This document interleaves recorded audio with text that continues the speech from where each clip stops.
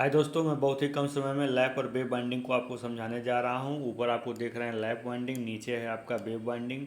Lap binding में क्या होता है, पहले कॉइल का जो अंतिम सिरा होता है, देखिए ये पहला कॉइल है, इसका जो अंतिम सिरा है यह अगले कॉइल के मतलब इस कॉइल के पहले सिरे से कनेक्ट होता है। और इसकी सबसे बड़ी खास बात यह है कि ये एडजेसेंट सेगमेंट से कनेक्ट होता है, यानी कि देखिए जस्ट पहले कॉइल का इस पहले से आपका पहला कॉइल जो है पहले सेगमेंट से कनेक्ट है, अगला कॉइल जल्द इसके बगल में दूसरे सेगमेंट से कनेक्ट है। देखिए बगल में 2 से अगला कॉइल कनेक्ट है, यानी कि ये पास पास में ये क्या होते हैं, आपस में कनेक्टेड होते हैं। और लैप वाइंडिंग एक दूसरे के ऊपर ओवरलैप करती है। जैसे मान लीजिए ये स्लॉट आपने काटा है, फिर यहाँ एक दूसरा स्लॉट काटा है, तो ये वाइंडिंग ऐसे ही घूम करके जाती है, ऐसे एक दूसरे के ऊपर ओवरलैप होती है। इस बात को ध्यान रखिएगा। जैसा कि चित्र में आप ठीक प्रकार से देख पा रहे हैं, इसमें जो पैरेलल पाथ होता है वो P के बराबर होते हैं, मतलब जितने नंबर ऑफ पोल होते हैं मशीन में उतने इसमें पैरेलल पाथ होते हैं। तो लैप शब्द से ही आप याद कर सकते हैं, लैप P मतलब A बराबर P। उसमें जितने समांतर पाथ होते हैं वो क्या होते हैं, आपके नंबर ऑफ पोल के क्या होते हैं, बराबर होते हैं। ये बात ध्यान देना है। यानी कि इसमें समांतर पाथ ज़्यादा है, मतलब हर रास्ते से करंट फ्लो होगा, इसीलिए इसकी करंट कैपेसिटी ज़्यादा होती है। मतलब ये हाई करंट और लो वोल्टेज के लिए डिज़ाइन किए जाते हैं। तो जहाँ भी हमें हाई करंट और लो वोल्टेज की ज़रूरत होगी वहाँ पे हम लैप वाइंडिंग का ही इस्तेमाल करेंगे।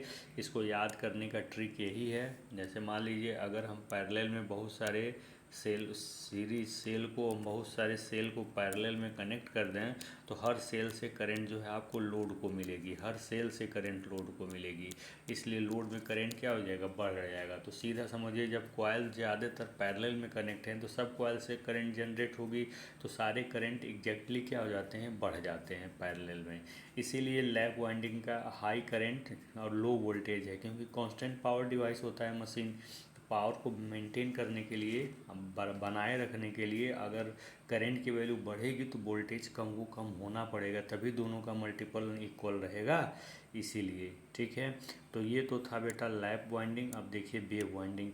वेव वाइंडिंग क्या होती है, एक तरंग की भांति आगे की ओर बढ़ती है, एक तरंग की भांति आगे की ओर बढ़ती है। मान लीजिए पहला कॉइल इस पहले सेगमेंट से कनेक्ट है, तो दूसरा कॉइल कम से कम 1-2 सेगमेंट दूर जाके आपस में कनेक्टेड होते हैं, और ये जो है एक वेव की तरफ, ये एक वेव की तरह ये आगे बढ़ते रहते हैं। ऐसे ऐसे वाइंडिंग को हम कहते हैं वेव वाइंडिंग। ये देखिए इनको सीरीज वाइंडिंग भी कहते हैं, क्यों, क्योंकि सीरीज में सारे कॉइल कनेक्टेड हैं। सीरीज में होने की वजह से सबके वोल्टेजेज आपके क्या होंगे, ऐड होंगे। जब सबके वोल्टेजेज ऐड होंगे तो ये हाई वोल्टेज हो जाएगा, हाई वोल्टेज हो जाएगा। वोल्टेज हाई होगा तो करंट क्या हो जाएगा, लो हो जाएगा।